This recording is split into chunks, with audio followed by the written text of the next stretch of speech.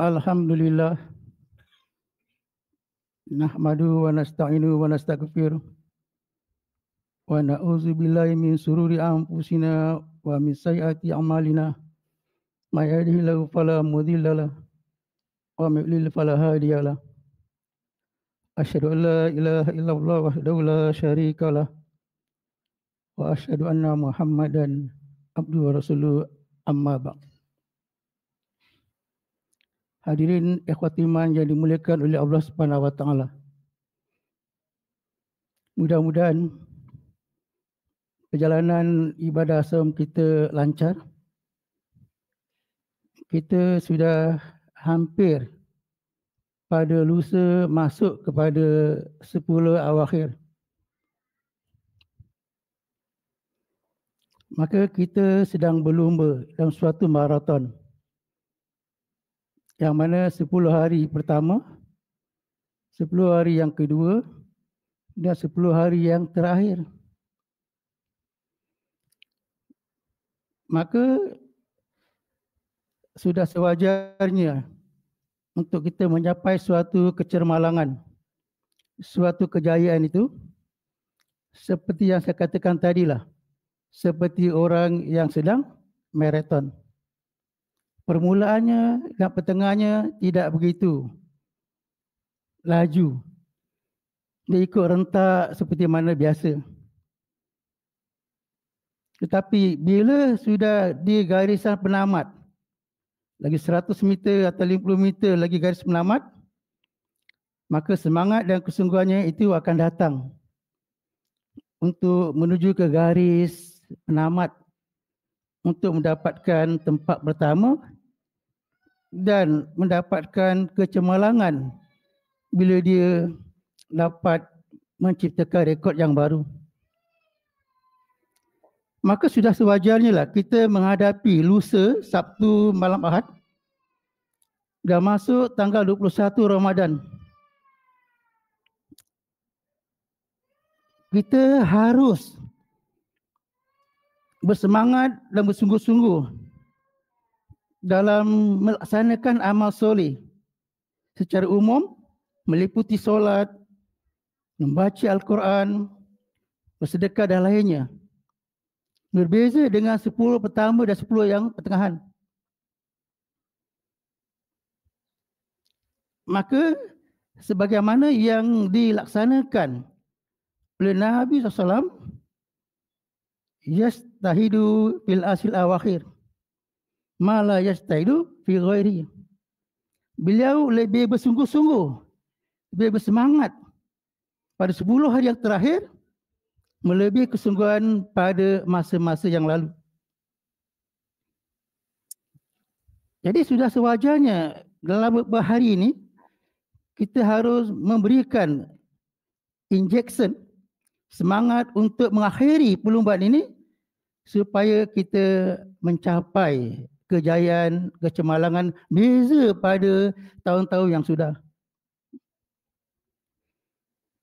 Yang kedua, Nabi SAW pada 10 hari terakhir ini, beliau membangunkan keluarganya supaya tidak melepaskan ibadah pada 10 hari terakhir. Kadang-kadang yang dibangunkan tak lebih sungguh-sungguh daripada yang membangunkan. Tetapi walau macam mana pun, kita tetap aiqadha ahlahu, membangunkan keluarga kita. Sama dia nak bangun tak bangun, bukan urusan kita.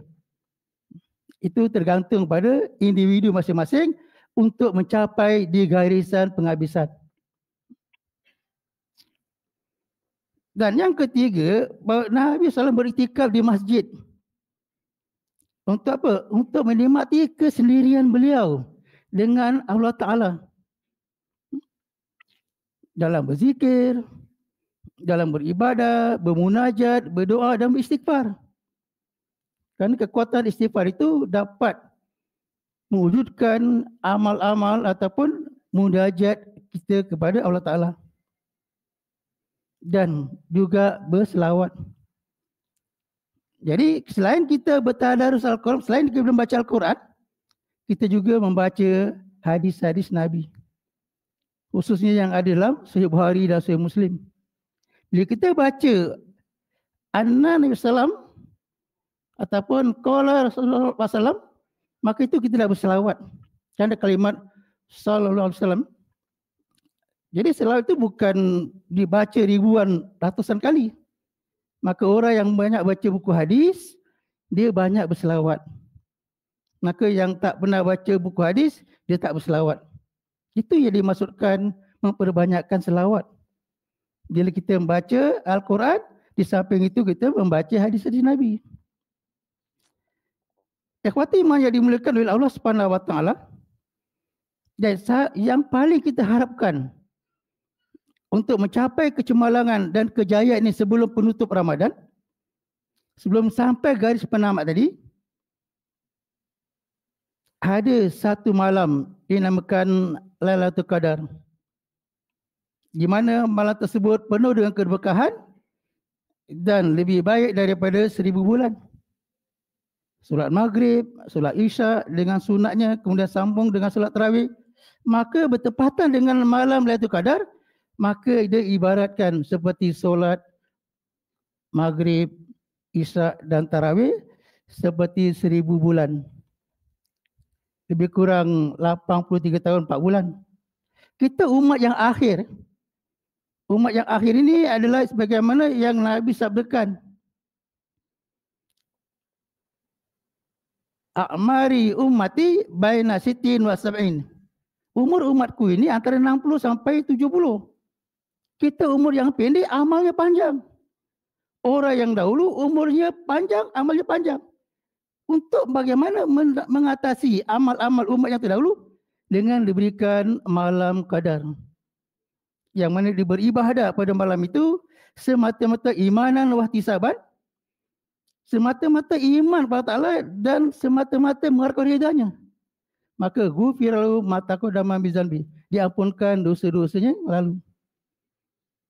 Jadi kelebihan malam tadi, selain daripada malam itu termasuk malam nuzul Quran. Inna anzalnahu fi lailatul qadar. Sungguh kami turunkan Al-Quran itu pada malam qadar. Jadi kalau ada orang menyatakan nuzul Quran 17, tanyakan di mana dalilnya. Jadi Al-Quran turun sekaligus sampai daripada Lauhul Mahfuz ke langit dunia itu pada malam qadar. Dari situ turun beransur-ansur sampai 23 tahun. Jadi kelebihan pada yang 10 terakhir ini dari amal-amal ibadah. Sama ada dengan doanya, sama ada dengan zikirnya, sama dengan bacaan Qurannya dan amal-amal yang lain ini yang mendatangkan kebaikannya, maka sudah sewajarnya lah tidak melepaskan dan menyia-nyiakan. Kita tidak mahu seperti Ramadan yang lalu itu sama seperti hari ini. Seharusnya dari tahun ke tahun itu akan meningkat, bukan merosot. Maka itu ada di antara teman-teman saya yang sanggup ambil cuti kerja selama 2 minggu untuk semata-mata iktikaf dan semata-mata mengejarkan 10 hari yang terakhir. Jadi oleh demikian, sudah sewajarnya lah kita memperhatikan yang hanya tinggal 10 hari terakhir pada hari Sabtu untuk mempertingkatkan mutu ibadah kita, mengurangkan kerja-kerja harian, mengurangkan urusan-urusan keduniaan dan memfokuskan kepada al-ashrul awakhir. Mudah-mudahan dengan kita bergiatkan usaha kita ke arah situ, kita melihat kembali apa yang pernah kita lakukan pada Ramadan yang lalu, kita akan menjadikan manusia yang la'allakum tattaqun, manusia yang bertakwa. Jadi oleh demikian mudah-mudahan saya mengharapkan pada 10 hari terakhir ini hendaklah yastahidu, bersungguh-sungguh, memfokuskan, meniatkan, semangatkan bahawa 10 hari yang akan datang ini pada hari Sabtu malam Ahad dia akan mulakan bersungguh-sungguh dan menanamkan azam untuk lebih baik daripada saum yang telah lalu. Ataupun mungkin kekurangan yang ada pada 10 hari yang pertama, 10 hari yang kedua, maka ditambah dengan 10 terakhir lebih bersemangat dan lebih bersungguh-sungguh. Berarti meletakkan azam. Macam mana Pulung tadi meletakkan azam, start the starting spirit untuk terus menang di garis penamat. Kita pun demikian, jangan kita sia-siakan. Kerana kalau kita sia-siakan, maka itu satu kerugian bagi kita. Dan malam-malam qadar ini merupakan Nabi Ahya Laila, membangunkan, menghidupkan malam tadi. Jadi menghidupkan malam tadi dengan ibadah-ibadah yang mendekatkan diri kepada Allah Ta'ala.